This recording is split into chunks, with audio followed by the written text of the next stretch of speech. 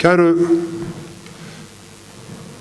málþingsgestir, ég þakka þann heiður að fá að stýra þessu hér í dag.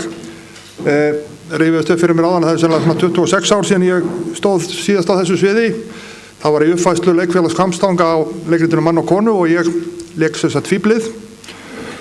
Búin að gera það oft síðan en ætla svona að reyna að taka hlutverk mitt alvarlega og haga mér svo maður hérna í dag. Enda málaflokkurinn mikilvægur, ekki bara hér heldur á landsvísu en kannski sérstaklega á þessu landsvæði eins og Stefán var kominn á því að hér snýst lífið landbúnað og úrvinnslu landbúnaðar afurða af stórum hluta og hér eins og annar staðar hafa orðið mikla breytingar náttúrulega í landbúnaði á síðustu árum og áratugum þannig að ær og kýr eru ekki lengur ær og kýrbænda sviðið orðið miklu breiðara heldur en það og við fáum að sjá það og heyra hér á eftir því að á dagskráni eru framsögumenn sem ætla að ræða skógrækt, ferðaþjónustu og tölvuleiki, svo fátt eitt sé nefnt, allt í tengslu við landbúnað. En áður en við hefum dagskrá, rétt að geta þess að þegar þessi ráðstefna var ákveðin og tímasett, þá datt engum í hug að viku eftir að hún yrði haldin, eða 8 dögum síðar yrði boðað til kosninga, það gengið til kosninga, en það hins vegar þannig. Það eru 8 dagar til kosninga og frambjóðendur eru þessa dagana og vikurnar á flegi ferð út allt land og nota hvert tækifæri til að kynna sig og sín málefni, eðlilega. Og á mælendaskrá hér í dag eru, sem að notabenn var ákveðin áður en boðið var til kosninga. Hér eru fólk sem í framboði og hér eru líka frambjóðendur sem ekki á mælendaskrá en munu kannski varpa fram spurningum í umræðunum hérna á eftir og þess vegna vil ég taka sérstaklega fram að við viljum ekki að þetta málþing breytist í framboðsfund. Það var aldrei hugmyndin. Ég segi það ekki vegna þess að ég hafi eitthvað óþol fyrir framboðsræðum. Ég hef bara mjög gaman af framboðsræðum ef það eru vel skrifaðar og vel framfluttar. Heldur snýst þetta það að við viljum að upphaflegur tilgangur ráðstefnunnar hann fái að halda sér. Mér langar líka að biðja framsögumenn að halda sig eins og mögulegt innan þeirra tímamarka sem að þeim gefin þannig að við höfum rúma tíma til almennra umræða hér á eftir. Og að því sögðu þá vil ég gefa fyrsta framsögumanni dagsins orðið. Það ávarp fyrsti dagskrárliðurinn ávarp landbúnaðarráðherra. Það Þorgerður Katrín Gunnarsdóttir og geta þess að þetta gaman að ég hitti hana síðast í gær á landsfundi sambands smábátaeigenda og það var merkilegt að eini maðurinn fyrir utan ráðherra sem ég þekkti þar, það sauðfjárbóndi utan á Skaga, þannig að það svona styttra á milli þessara atvinnugreina en margur gæti haldið. En Þorgerður Gunnarsdóttir, landbúnaðarráðherra, gjörðu svo vel.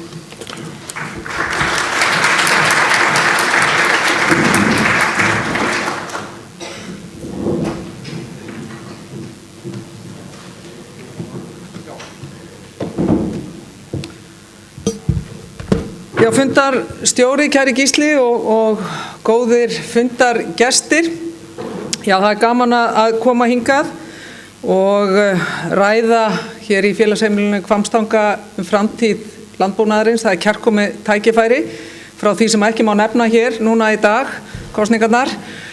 Mér þykir mjög vænt líka þegar ég var að lesa og fara yfir dagskrána að sjá að það eru til dæmis fleiri konur á dagskrá hér heldur en voru bara og tóku þátt á aðalfundi landssambandi smábátaeigenda í gær sem við vorum í gær í Reykjavík og ég held að það sé einn af líka styrkleikum landbúnaðarins hversu sterkar konur og kvennakrafturinn mikill innan landbúnaðarins. Þar eru meðal annars mikil sóknarfæri fyrir greinina í heild og það eitthvað að því mér tamt að tala það að landbúnaðurinn eigi svolítið að líta til þess hvernig sjávarútvegurinn hefur byggt upp sína grein að þá það eitthvað sem að sjávarútvegurinn ætti á móti að líta og horfa til landbúnaðarins hvernig landbúnaðurinn hefur svo sannarlega virkjað krafta kvenna. 9 mánuðir tæplega í stóli landbúnaðarráðherra og þeir hafa verið alveg ótrúlega skemmtilegir, gefandi, erfiðir tímar. Það er ekkert launungamál og ég nenni ekki að fara í það að tipla á tánum í kringum hlutina, það er ekkert launungamál að það hefur verið tekist á. Ég og bændaforystan meðal annars, við höfum ekki alltaf verið sammála í öllu, en oftar en ekki höfum við þó verið sammála stóru málin og það er að byggja undir landbúnaðinn.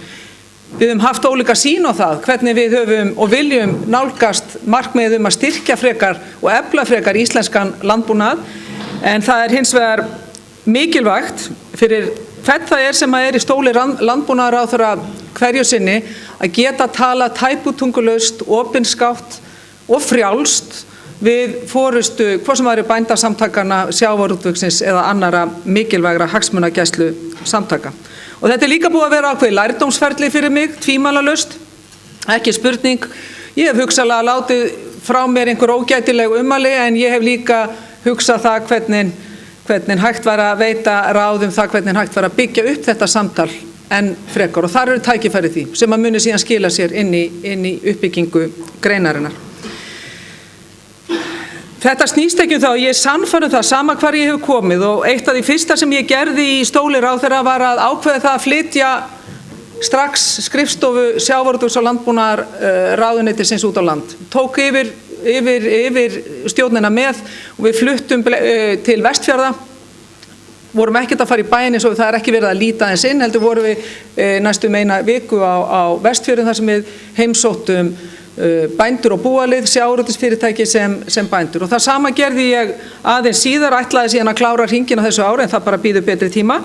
Og við fórum síðan og fluttum skrifstofuna á Suðurland. Og náttúrulega Suðurland er stórkostlegt landbúnaði hér að, ekki eins mikið sjávarútveg nema auðvitað út í eyjum, er það að tala um Þorlákshöfn og fleiri staði, en landbúnaðar er það mjög ríkjandi. Og það er ýmis sjónarmið sem eru setta og er komið á framfæri við ráðherra. Ég hafði svolítið gaman að því að bæði fyrir vestan og á Suðurlandinu að það bara flytja skrifstofuna og vera með þessa viðtalstíma, allt sem að þetta miðlæga sem maður er með í ráðuneytinu hverju sinni, viðtalstíma er alltaf á miðvikudögum hjá mér frá 9 til 12 og reynda að opna fyrir aðra viðtalstíma, að það voru nokkri bændur sem að komu og báðum fund út af ýmsu, út af mjólkur iðnaði, það var út af sauðfjárrækt og það var út af garðyrkjunni, að þeir hefðu aldrei hitt landbúnaðara, þeir hefðu aldrei farið í bæinn, þannig að þeir vildu líka nýta tækifærið til þess að hitta ráðherra. Og ég held að þetta sé eitthvað sem að stjórnsýslan ekki síst á sviði landbúnaðar og sjávarútvegs þurfa að hafa í huga, að því það er þessi starfsemi sem er svo mikilvæg fyrir landsbyggðina, byggja hana upp, styrkjana, og þá gerist það ekki bara í gegnum Facebook, gegnum tölvuöldina, heldur líka það að koma og tala við fólki, snerta það og fá alveg tæpitungulaust. Ég get svo sannarlega fullvissað eitthvað um það að maður er sko búin að heyra alls konar hluti og ég er búin að læra eitt og annað, ný tungutök eða nýtt tungutak líka sem er bara skemmtilegt og hvetjandi, hressandi. En þetta tel ég mikilvægt að fyrir greinina að þarna náist ákveðin samhljómur. Ég tel líka mikilvægt fyrir greinina og það er eiginlega það sem að ég er svona aðeins að hugsa um eftir þennan tíma í ráðuneytinu er að þessi óþarfa slagsmál. Ég er alltaf ekkert að draga dul á það, ég á minn hlut að máli þar. Ég er ekkert bara að horfa á Sindra minn sigurkist núna út af þessu. Ég tel mikilvægt að það fari fram opinskátt samtal, ekki bara á milli þessara aðila, heldur líka í samfélaginu. Að við eyðum ákveðinni tortryggni, af því það er ákveðin tortryggni út í landbúnaðinn, en ekki það að við elskum hann ekki öll landbúnaðinn, hvort sem það er kúabúskapinn, sauðfjárræktina, grænmeti. Við erum óskaplega stolt af íslensku landbúnaði og það eru gríðarleg sóknarfæri fyrir íslenska landbúnað. Nú er ég búin að fara víða bæði innanlands en líka í útlöndum og því oftar sem ég fer bæði á ráðstefnur, tengda landbúnaðarmálum, stórar sýningar, eins og Grüne Woche í Þýskalandi, þar sem er bara landbúnaðarmál, að þá sér maður sóknarfærin fyrir íslenskan landbúnað. En hvað er það sem ég tek með mér núna? Það er ekki endilega bara tortryggni, heldur það að það ekki nægilega mikið skilningur á því í hvað fjármagnið og fjárfesting okkar, ríkisvaldsins, í landbúnaði að fara. Það ekki nema bara örlítill hluti þjóðarinnar sem eitthvað agnúast út í það að það verið að setja fjármagn í landbúnaði. Við viljum fjárfesta í íslensku landbúnaði. Það nauðsynlegt fyrir íslenska þjóð, það nauðsynlegt fyrir matvælaöryggið, það nauðsynlegt bara upp á framtíðina að gera, upp á fjölbreytnina. Það algjörlega nauðsynlegt, en það sem mér finnst að skorta að fólk skilji hvert fjármagnin nákvæmlega að fara. Sérstaklega þegar við síðan horfum upp á það, upp á vanda sauðfjárræktarinnar, aftur og aftur og aftur, þá ekki óeðlilegt að við spyrjum okkur á því hvernig hægt að gera hlutina betur. Hvernig getum við vandað okkur í okkar verkefnum betur? Þar með er ég ekki að gagnrýna alla þá sem hafa komið að gera landbúnaðarsamningi gegnum tíðina, ekki eingöngu. Menn verða náttúrulega að axla ábyrgð í því líka. Það líka skiljanlegt að ákveðnir samningar hafa verið gerðir á tilteknum tíma í sögu þjóðarinnar. Það bara samningar sem voru gerðir fyrir 20 árum voru skiljanlega í ljósi þess tíma sem ríkti þá. En nú eru bara aðrir tímar. Nú eru kröfuharðir neytendur. Við búum í alþjóðavætum heimi. Áhrifin á útlöndum eru víða og við getum ekki byggt upp múra. Og það það sem ég tel mikilvægt að við sjáum það að baráttan fyrir öflugum landbúnaði verður ekki unnin með því að byggja upp múra annarkvort landið eða á milli tiltekinna landsvæða. Og þá ég til að mynda með höfuðborgarsvæðið og landsbyggðina í huga. Það algjörlega óþolandi að það alltaf verið að stilla upp þessum svæðum hvort á móti öðru að mínu mati. Það gott hins vegar að það eru tilfinningar í þessu. Og það voru tilfinningar miklar þegar bændur komu og bændaforystan kom ásamt afurðastöðvunum til minni mánaðamótin mars-apríl og sagði það neyðarástand, það allt of mikil framleiðsla, við þurfum að fara í útflutning og það þarf útflutningsskyldu núna, það þarf 200 milljónir í markaðsstarf núna. Og mér fannst það skrítið. Strax, eða eins og ég hef sagt kortur eftir búvörusamninga, að það voru hlutir á hverju var ekki útflutningsskyldan tekin inn í búvörusamningin, spurði ég. Nýbúin að gera búvörusamning. Vissulega var útflutningsskyldan keypt 2007 fyrir að nú verði 500 milljónir. En af hverju hugsuðu menn þetta ekki lengra með inn í búvörusamningu, sveiflujöfnunartæki inn á búvörusamningsins. En það var alla tíma skýrt af minni hálfu og ég sagði strax ég mun gera allt til þess að hjálpa bændum. En ekki þær leiðir sem að mínum mati falli ekki lengur að nútíma kröfum. Útflutningsskyldan gat vel verið þjónað á sínum tíma samfélaginu þá, en í dag ekki boðlegt að koma með slíkar leiðir þegar við erum með bæði kröfuharða neytendur, upplýstari neytendur heldur en áður. En þetta hægt að gera samt, að hjálpa bændum. Ef við horfumst í augu í það hvaða sem við þurfum nákvæmlega að taka eins og hjá sauðfjárræktinni. Að mínum mati var mikilvægt að ná jafnvægi á búskapnum. Margir sammála með því og mér varst leiðilegt hvernig þær tillögur voru afbakar. Ég bara skilja það ég í pólitík og sumir nota svona og í pólitísku tilgangi. Það veruleiki sem við lifum við, en þá ekki að fæla okkur frá því að halda áfram að ræða málið. Og ég sannfærði það að án þess að við kollvörpum búvörusamningnum neitt mikið. Við erum ekki að tala það. En þá hægt að breyta honum og taka hann lengra í þágu bænda. Með því að reyna að stjórna betur framleiðslunni. Nú segja menn að því að síðan kom í ljós að afurðastöðvarnar voru síðan ekki með eins mikla byrðir, voru búin að losa sig meira við byrðirnar heldur en menn ætluðum. Þetta voru ekki tæp 3000 tonn eins og var uppalega sagt við mig. Þetta fór niður í tæplega eða í kringum 1100 tonn, sem fínt að við sitjum ekki uppi með mikla byrðir, en verðið of lágt. Það segir manni líka að það mjög mikið framboð. Ég vil fá hærra verð fyrir þessa úrvalsvöru sem íslenska lambakjötið Þannig að þarna hluti sem við þurfum að þora að segja reynum hann á jafnvægi á framleiðsluna að því það gagnast best þeim bændum sem eru sjálfur í greininni.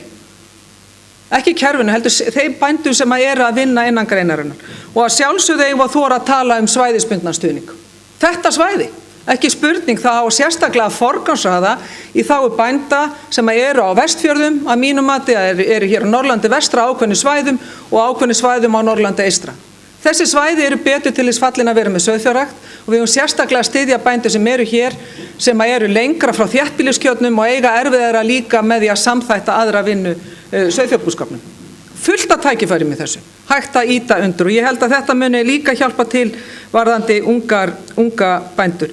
Síðan eru þessi tækifæri sem hægt að taka í gegnum búvörusamningin eins og að fara í aukna kolefnisjöfnun. Það snert á því samningnum, við erum að setja meira í það. Og þar ég sannfærð að öll þjóðin vill setja meira fjármagn í samningin ef að við veitum þjóðin okkar ákveðna framtíðarsýn í þessu. Sama varðandi lífrænu ræktunina, varðandi það að fara í aukna skógrækt, fara í það að endurheimta votlendið, fara líka í það sem að skiptir gríðarlega miklu máli, að það að fara í endurskoðun á afurðastöðunum líka. Og ég spyr mig hvernig stendur stundum á þessu sambandsleysi á milli bænda og afurðastöða. Ég vil ekki ýta undir tortryggni þar á milli, en það samt eitthvað að. Þegar bændur að fá ár eftir ár lægra afurðaverð, þegar í rauninni birgðastaðan svo sama eða minni. Því verðið ekki að lækka til verslana. Verðið stendur í stað og hækkaði í fyrra 5%. Þannig að það eitthvað að og það sjálfsagt og eðlilegt að við spyrjum þessara spurninga hvernig getum við gert það saman að því að ríkisvaldi vill styðja við það að breyta kerfinu þannig að þjóni betur bændum.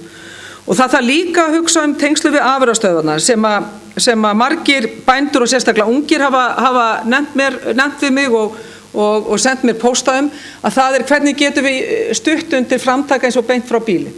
Sláturkostnaður mjög mikill. Hvernig getum við ýtt undir það og ríkisvaldið kannski í gegnum atvinnuþróunarfélögin stutt við það að það verður auðveldara fyrir bændur að slátra heima og fara í vöruþróun því það margir bændur sem vilja fara og hafa sköpunargáfuna í það að taka vöruna sem lambakjötið okkar lengra og það fullt að gerast í þeim efnum og við getum gert mun meira í því. Þannig að þetta hluti af því sem við þurfum að hugsa í tengslu við sjálfsagða endurskoðun að mínum mati á búvörusamningnum að því að þanga vill þjóðin vill vera og vill vera með bændum í liði.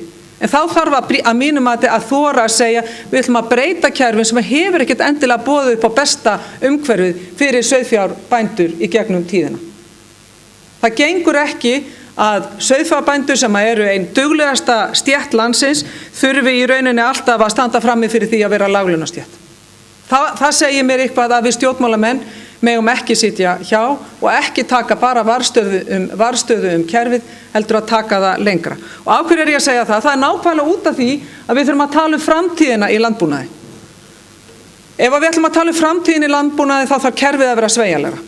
Ég ekki að tala að draga úr fjárfestingu miklu frekar að þegar ég var að tala það bæði innan ríkisstjórnar en því ég var líka að sannfæra fólk á Suðvesturhorninu að því ég fekk skammi fyrir það að ég var að beita mig fyrir því að það færi 650 milljóna króna viðbóta framlag innan við ári eftir að búvörusamningurinn upp á ríflega 14 milljarða var samþykktur. Og þegar maður fer og talar landbúnaðinn og þessar vörur, bendir á hliðar afurðirnar sem bæði konur og karlar hafa verið að kynna meðal annars á sveitasælu á Króknum í ágúst, þar sem að vörurnar eru kynntar, að það opnast augum fyrir fólki. Auðvitað eigum við að halda áfram. Við þurfum bara að gera þetta með aðeins öðrum hætti heldur en gert hefur verið. Og hvað þurfum að gera til viðbótar? Hluta því sem að mínar tillögur hafa fólist í var að ýta undir nýsköpun og rannsóknir og vöruþróun. Margir verið að tala Costco-dæmið. Jú, fínt. Það gott að meðal annars útlendingar leiðbeina okkur það að við getum skorið kjötum með öðrum hætti. Þetta leiddi til þess að í stað fyrir 2 daga í viku á mínu heimili að þá fórum við að borða lambakjöt 3 daga í viku. Af því að það var framreitt með öðrum hætti, skemmtilegra fyrir börnin, ungu kynslóðana. Og þetta eitthvað sem við eigum að nýta okkur. Förum með það lengra, við erum óhrædd í þessum efnum. Og ég tel líka, ég veit að bændaforystan ljáði máls að þessu, vildu hugsa þetta og ég skil vel að menn eru tregir til þess að taka ákveðin skref. En hvar erum við að gera hlutina vel? Á ýmsum stöðum innan landbúnaðar en líka innan sjávarútvegs. Við erum með aukivirði sjávarfangs, þann ágæta sjóð sem hefur skilað sjávarútveginu gríðarlega miklu. Hann hefur aðeins, ég ætla ekki að segja hann hafi náttúrulega staðnað í fjárframlögum, en það þarf að taka þann sjóð lengra. Möguleiki á að taka rannsóknarsjóð landbúnaðarins og AFAVES, fá það í aukna samvinnu að minnstakosti, hugsanlega sameiningu í framtíðinni en ýta undir samvinnu og samstarf þar á milli til þess að við getum farið að stað í enn frekari nýsköpun, rannsóknir, sprota sprotamennsku innan þessara greina og kalla þetta matvælasjóð. Ég sé fyrir mig í framtíðina að ráðuneyti sjávarútvegs og landbúnaðar og haldið ykkur verði kallað matvælaráðuneyti. Af því það er ákveðin framtíðarsýn í því fyrir Íslendinga. Af því við getum með því haldið áfram að flytja út vörur, hvort sem það er lambakjöt, fiskur og alls konar hliðarafurðir tengdum þessum frábæru vörum okkar. Þannig að við eigum að leyfa okkur að hugsa svolítið djarft hvernig getum við nýtt fjármagnið sem best, hvernig getum við sparað í, eins og það kallað á vondri íslensku overheadi eða yfirstjórn í sjóðum og nota frekar fjármagnið beint inn í nýsköpun, beint inn í vöruþróun á þessu mikilvæga sviði sem að tengist landbúnaði. Þegar ég talaði um tortryggni áðan, þá má kannski segja að hún hafi strax á fyrstu dögum þegar ég endurskipaði endurskoðunarnefndina búvörusamninginn. Og það duldist engum að það voru skiptar skoðanir það hverjir ættu að sitja í nefndinni. Ég hafði mína skoðanir og fór í ákveðna breytingar og ýttu undir hlut neytenda, sérstaklega til þess að þeir kæmu með meira afgerandi hætta borðinu. Menn voru ósáttir við það og ég skil það vel, menn eru að vissu leyti hræddir við slíka breytingar. Það sama gerðist þegar ég skipaði lögum samkvæmt sem ég átti reyndar að vera búin í júlí, verðlagsnefnd búvara. Ég fæ að heyra það að landbúnaður, og ég held að það sé eitthvað sem landbúnaður verður að spyrja sjálfa sig, að því í því felst tækifæri að taka þetta áfram, breyta svolítið, er að þeir sem eru við þetta borð, sem ákveður verðlagið, þeir sem eru að endurskoða búvörusamningin, að það sé ekki bara personur og leikendur innan landbúnaðarins. Gríðarlega mikilvægt að við fáum bæði neytendur, háskólasamfélagið og fleiri að þessu borði þannig að við fáum skilning út í allt samfélagið út á hvað landbúnaði gengur, út á hvað verðlag í landbúnaði gengur, út á hvað styrkirnir ganga. Af því ég, eins og ég segi, ég er fullviss það að með auknu samtali, með auknu gegnsæi, algjört lykilagi með auknu gegnsæi, að þá muni það styrkja landbúnaðin til lengri tíma. Þannig að þó að ég geri mig grein fyrir því að menn hafi orðið hoppandi brjálaði við mig við endurskipun á þessum tveimur nefndum, að þá er ég sannfærð það að þetta mun skila okkur lengra. Þetta mun skila okkur í breiðari, víðtækari sátt landbúnaðin, þessa mikilvægu grein, menningargrein sem er þýðingarmikil fyrir samfélagið allt. Talandi tækifærin, ég talaði sveitasælu í Skagafirði, það var ótrúlega gaman að heimsækja hana og náttúrulega kjölfarið að sjá Drangey koma inn, sigla inn.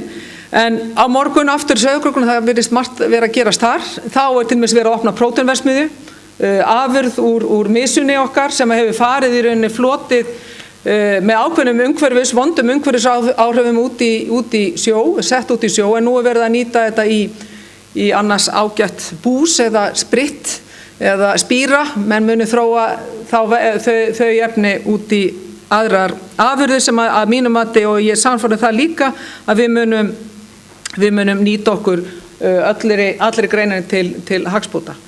Örstutt varðandi það sem að ég myndi kannski vilja segja við ykkur að lokum, ég sé að tíminn hjá mér hann er að verða búinn, er að ég rætt þetta samtala milli landbúnaðar og greinana, stjórnvalda, en við megum heldur ekki hætta að tala alla virðiskeðjuna í heild. Það er eitthvað sem sjávarútvegurinn hefur gert mjög vel. Virðiskeðja landbúnaðar er mjög stór og hún er breið. Og þar verða allir aðrir líka að stuðla því að samtali verði sem best, gagnsæi verði sem ríkast, og þá er ég að tala og hugsa sérstaklega líka til heildsala og verslana. Ábyrgð þeirra er mjög mikil, hvernig framsetning er líka á íslenskum landbúnaðarafurðum. Og það er að mínum mati algjörlega óþolandi þegar til dæmis grænmetisbændur, ég var aðeins að ræða Costco og það mér finnst fínt hvað Costco er gert fyrir íslenska lambakjöti, en ég sakna þess að sjá ekki íslenskt grænmeti í ríkari mæli í Costco. Þetta er orðið það stór leikmaður á markaði, þannig að ég hefði viljað sjá meira af íslensku grænmeti. En mér finnst óþolandi þegar er verið að herma eftir eða villa fyrir neytendum á markaði í verslunum varðandi íslenskt grænmeti. Þetta er dæmið það sem er óþolandi. Að til dæmis íslenski sveppir eru allt í einu komið með samkeppnisaðila sem búin að setja, innflutningsaðilarnir búin að setja erlendu sveppina í nákvæmlega sömu umbúðir og íslensku sveppir. Og síðan verið þarna verið að villum fyrir neytendur. Og þarna verður verslunum að taka sig á. Þarna verða heilsalarnir að taka sig á. Af því við viljum að það sé skýrt að það sem við kaupum, þegar það íslenskt, þá viljum við allir viti af því, að því það góð vara sem við erum stolt af, svo sannarlega. Víglínan, svæðin ekki höfuðborgin eða stór Hafnarfjarðarsvæði eins og mér tamt að tala það landsbyggðin. Það ekki þannig. Víglínan sem við Íslendingar stöndum frammi fyrir heimurinn.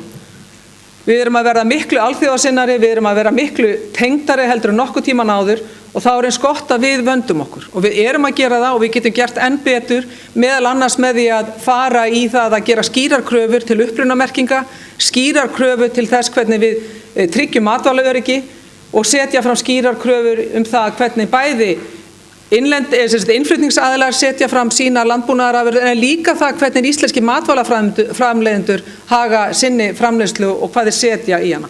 Og það bæði gott og vont og við erum að læra af reynslu bæði hvað sem við erum að tala á varðandi eggin, varðandi aðra matvælaframleiðslu, að við þurfum sjálf að læra og taka svolítið til hvað það varðar. Tækifærin eru gríðarleg. Ég veit að kæru vinir að ef svo ólíklega vill til að ég verði ekki áfram landbúnaðarráðherra, að þá munið þið sakna mín sárt, ég geri mér fyllilega grein fyrir því, en ef ég held áfram í stóli landbúnaðarráðherra þá verð ég að segja að ég hlakka mjög til þess að taka þetta samtal áfram, þó það sé á stundum krefjandi, að þá það uppbyggilegt og ég sannfærður það að hvort sem það ég eða forysta bændarsamtakana eða forysta annara hagsmunasamtaka þá sameiginlegt markmið okkar alltaf að gera Ísland enn betra. Og við ykkur öll vil ég líka segja að tækifærin þau eru algjörlega óþrjótandi, þau eru gríðarleg. Ég spái miklum vexti í landbúnaði, framundan vaxtarskeiðið mun verða núna á næstu árum og áratugina ef við höldum rétt á málum. Þá þarf að fara í ákveðna breytingar, við eigum að þora því, við höfum kjarkinn, við höfum reynsluna og við getum ef við viljum, við höfum líka samheldnina til þess að gera íslenska landbúnað framúrskarandi á heimsvísu. Gangi ykkur vel.